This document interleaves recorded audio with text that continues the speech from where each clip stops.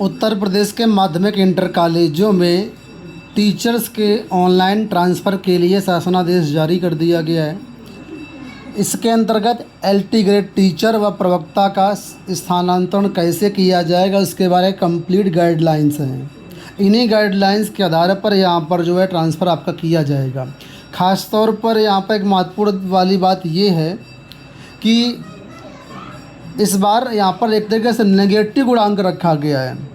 यानी कि अभी तक आप लोग जानते होंगे कि ट्रांसफ़र में यहाँ पर ये प्रक्रिया थी कि अगर कोई आपके पास एलिजिबिलिटी बनती तो उसका भारांक मिलता था, लेकिन यहाँ पर ये एक बार मतलब लागू किया गया इस बार कि यहाँ पर कुछ कंडीशंस पर आपके ऊपर माइनस के भारांक के नंबर भी दिए जाएंगे।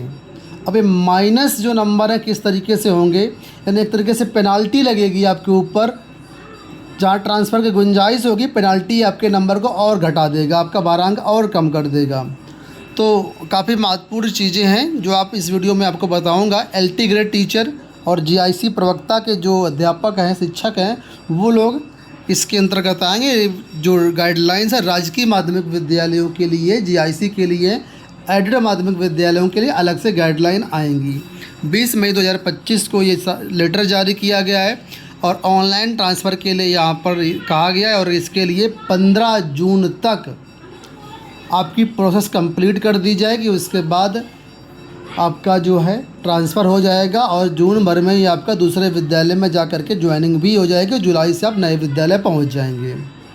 तो देखिए, सबसे पहले बताया गया है कि उन्हीं विद्यालयों में ट्रांसफ़र किया जाएगा जहां पर कम से कम 3 सहायक अध्यापक विद्यालय में कार्यरत हैं और इंटर स्तर के विद्यालय में कम से कम 3 सहायक अध्यापक और 3 प्रवक्ता से कम शिक्षक हैं।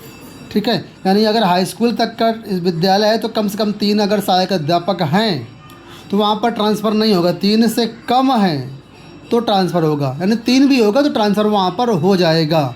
ठीक है, लेकिन अगर 4 वहाँ पर टीचर पहले से कार्यरत हैं तो फिर वहाँ पर उस विद्यालय में आपका ट्रांसफ़र नहीं किया जाएगा। मतलब उन पदों को आपको जब आप फॉर्म भरेंगे तो वहाँ पर उसकी विद्यालय की जो रिक्तियाँ हैं वो नहीं दिखाई जाएंगी। पहला पॉइंट ये हो गया। दूसरा पॉइंट, ऐसे विद्यालय जहाँ पर एक विषय में एक पद सृजित है तथा उसी विषय में एक पद सहायक अध्यापक का या प्रवक्ता कार्यरत वहाँ पर है, तो ऐसे विद्यालयों की भी रिक्तियाँ जो वेबसाइट पर प्रदर्शित नहीं की जाएंगी। ठीक है, समस्त जो विद्यालय हैं वो ऑनलाइन ट्रांसफ़र के ज़रिए ही वहाँ पर ट्रांसफ़र कराने के लिए पात्र होंगे। कुछ उत्तर प्रदेश में आकांक्षी ज़िले हैं, 8 आकांक्षी ज़िले हैं। चित्रकूट, चंदौली, सोनभद्र, फतेहपुर, बलरामपुर, सिद्धार्थनगर, श्रावस्ती, बहराइच, बुंदेलखंड के क्षेत्र के जो समस्त जनपद है वो। ठीक है, इसके अलावा प्रदेश में 100 ऐसे आकांक्षी विकास खंड हैं तो जहाँ पर रिक्तियाँ मतलब वहाँ पर ट्रांसफ़र होने ही होने हैं। सरकार की प्राथमिकता के सबसे पहले जो है आकांक्षी जनपद और आकांक्षी विकास खंडों में जो भी वहाँ पर पद खाली है उनको भरा जाएगा। इसके बाद बाकी जनपदों की रिक्तियाँ भरी जाएंगी। ठीक है, और यहाँ पर देखिए बताया गया है कि जो भी राजकीय अभिनव विद्यालय में रिक्त पद है उनको भी आवश्यकता अनुसार वेबसाइट पर जो है प्रदर्शित किया जाएगा और वहाँ पर भी आप ट्रांसफ़र करा सकते हैं। अब जो मानक है वो देखिए, सबसे पहला मानक यहाँ पर ये है कि आपका यहाँ पर सिर्फ ऑनलाइन आवेदन ही एक्सेप्ट किया जाएगा, किसी भी प्रकार से ऑफलाइन आवेदन नहीं होगा। ठीक है, और एक शिक्षक 10 विद्यालयों के लिए वरीयता दे सकता है।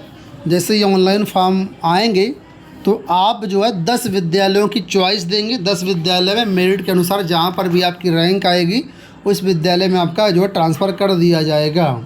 ठीक है, 31 मार्च 2022 के बाद जो एलटी ग्रेड टीचर या जीआईसी प्रवक्ता नियुक्त किए गए हैं उनका स्थानांतरण नहीं होगा। यानी कि आपकी ज्वाइनिंग 31 मार्च 2022 के पहले की होगी, तभी आप ट्रांसफ़र करा पाएंगे, अन्यथा नहीं करा पाएंगे, आप एलिजिबल ही नहीं रहेंगे। ठीक है, अब यहाँ पर देखिए ये कुछ गुणांक दिए गए, मानक दिए गए जिनके आधार पर ही आपका ट्रांसफ़र किया जाएगा।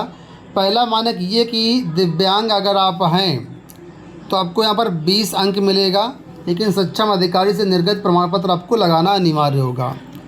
दूसरा यहाँ पर कि पति पत्नी अगर दोनों राजकीय सेवा में हैं तो उनको एक साथ नियुक्ति देने के लिए आपको 20 नंबर का भारांक मिलेगा।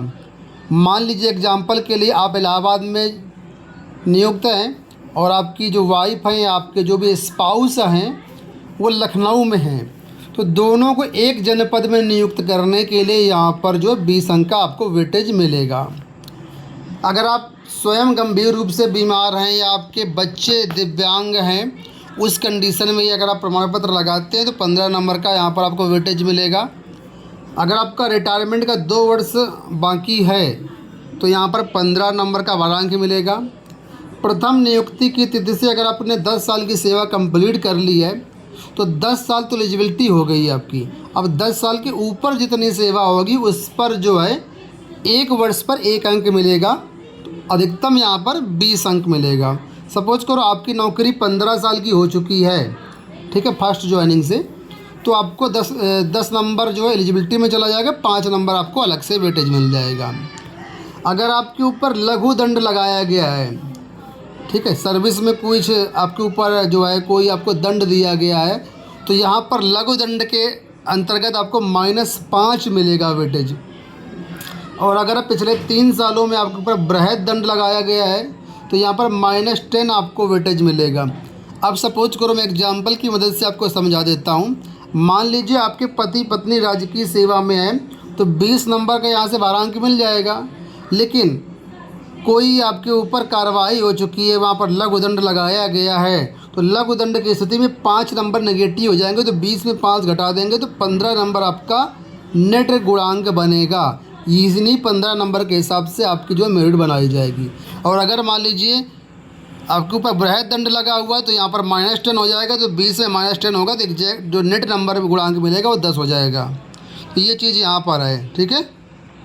अब देखिए कई बार ऐसा होता है गुणांक सेम हो जाता है, उस केस में वरीयता कैसे दी जाएगी। तो लिखा हुआ है ऑनलाइन स्थानांतरण है तो एक ही पद पर अगर कई सारे आवेदन प्राप्त होते हैं, ठीक है, तो गुणांक के आधार पर अधिक गुणांक वालों को वरीयता मिलेगी।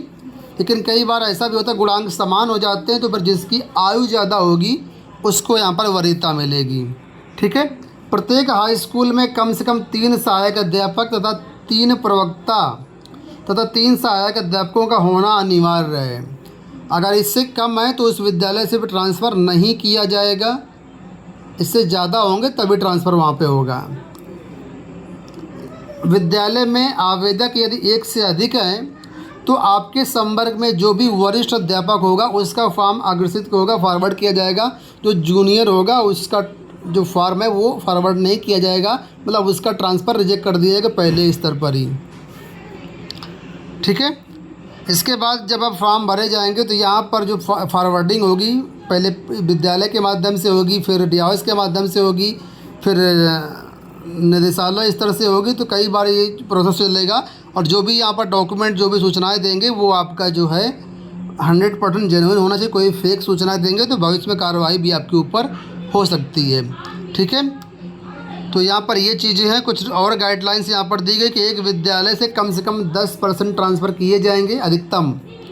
अगर बहुत ही अनिवार्य है किसी विद्यालय के लिए बहुत ज़रूरी है जाना तो 20% तक ट्रांसफ़र किए जा सकते हैं, लेकिन इसके लिए विभागीय मंत्री जो हैं उनसे अनुमोदन लेना पड़ेगा तभी हो पाएगा।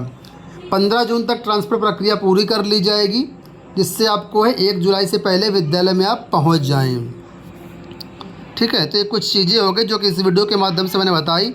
अब आप लोग सोच रहे होंगे इसके फॉर्म कब से भरे जाएंगे, तो फॉर्म भरने के लिए अभी गाइडलाइंस नहीं जारी की गई। जैसे डेट आती है तो आप वेबसाइट के माध्यम से ऑनलाइन आवेदन कर देंगे। तो जैसे इसका नोटिफिकेशन आता है कि कब से कब तक फॉर्म भरे जाएंगे, उसकी सूचना आपको हमारे चैनल के माध्यम से मिल जाएगी।